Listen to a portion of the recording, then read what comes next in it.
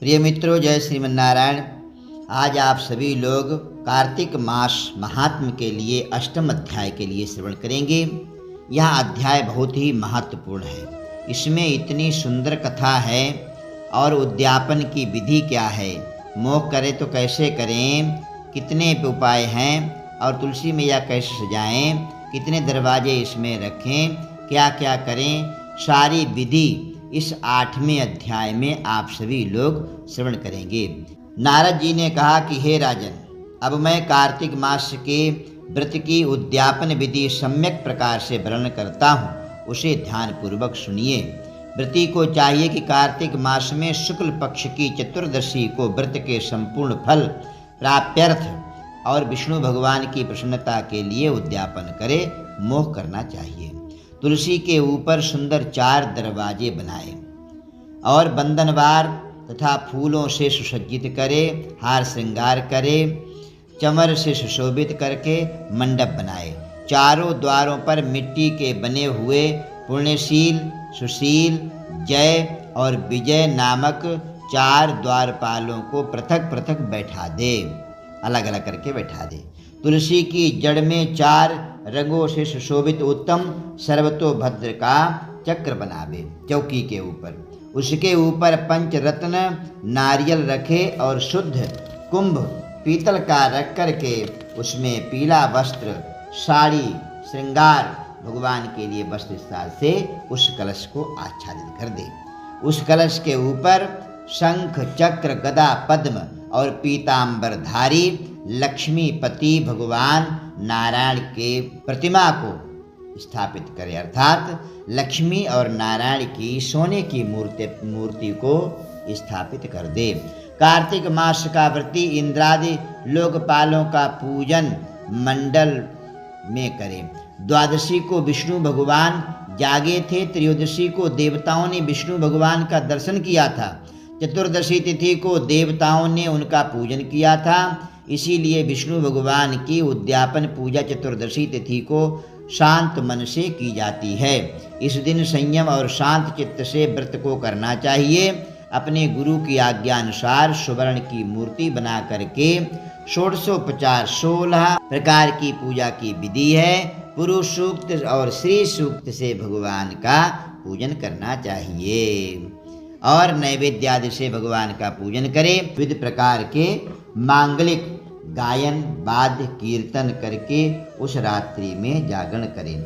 जो प्राणी श्रद्धा पूर्वक भगवान का कीर्तन करते हैं, उन लोगों के 100 जन्म के अर्थात 100 जन्म के किए हुए एकत्रित पाप भी नष्ट हो जाते हैं। इतना पुरुषोत्तम मास महात्म्य है जो इसका उद्यापन करता है। जो लोग जागरण करके प्रेम पूर्व भगवान का कीर्तन तथा नृत्य करते हैं, उनको 1000 गौदान का फल प्राप्त होता है। जो प्राणी भगवान के सन्मुख नृत्य गान पूर्वक कौतुक करता है, उसके अनेक जन्मार्जित पातक तुरंत नष्ट हो जाते हैं। जो प्राणी विष्णु भगवान के सन्मुख नृत्य, गीत, भजन, कीर्तन करता है, जागरण करता है तथा उनके चरित्रों का जो पाठ करके विष्णु भक्तों को प्रसन्न करता है, व्यर्थ की बातों को त्याग करके मुख से बांसुरी आदि वाद्य बजाता है, इन भक्ति भावनाओं से युक्त जो पुरुष रात्रि भर जागरण करता है, उसे करोड़ों तीर्थों के करने के समान पुण्य प्राप्त हो जाता है। तदनंतर उसके बाद पौर्णमासी को स्त्री सहित श्रेष्ठ 30 ब्राह्मणों को या केवल एक ही श्रेष्ठ ब्राह्मण को सपत्नीक पत्नी के साथ में सामर्थ्य अनुसार पायस अर्थात खीर भोजन इत्यादि करवावे, क्योंकि इसी दिन विष्णु भगवान ने भक्तों को वरदान दिया था और मत्स्य रूप धारण किया था। अतः इस दिन 2 दान हवन, अतः इस दिन को जो दान करता है, हवन जप आदि जो कुछ भी विष्णु भगवान के निमित्त होता है, वो अक्षय फल को देने वाला होता है। इस प्रकार व्रती उक्त 1 या 30 ब्राह्मणों को खीर इत्यादि का भोजन करवावे।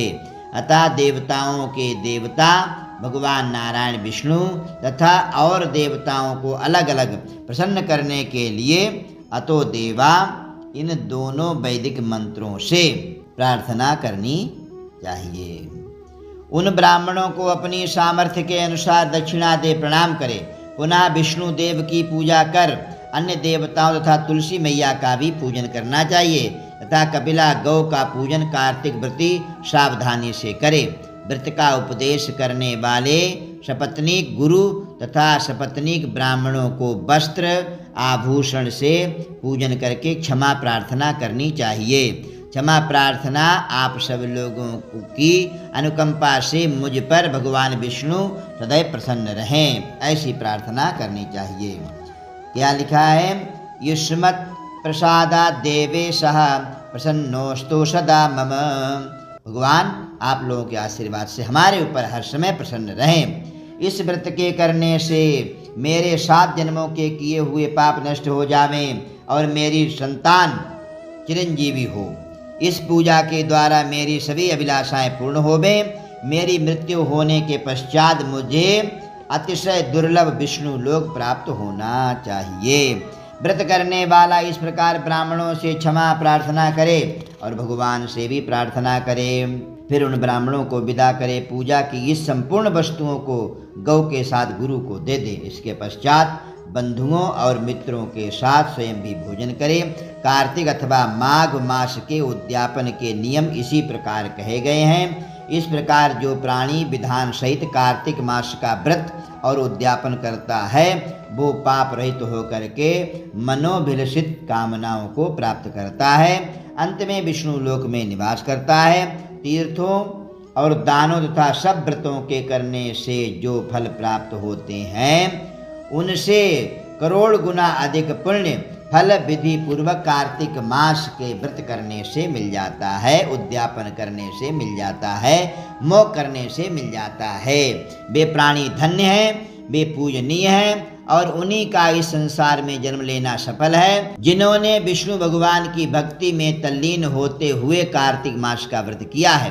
कार्तिक मास का व्रत करने वाले के पुण्य भय से उसके समस्त पाप नष्ट हो जाते हैं और इधर उधर भागते फिरते हैं और कहते हैं कि अब हमारा जाना कहाँ होगा, मैं कहाँ जाऊँ। पाप बड़े दुखी हो जाते हैं जो कार्तिक महीने का व्रत करते हैं।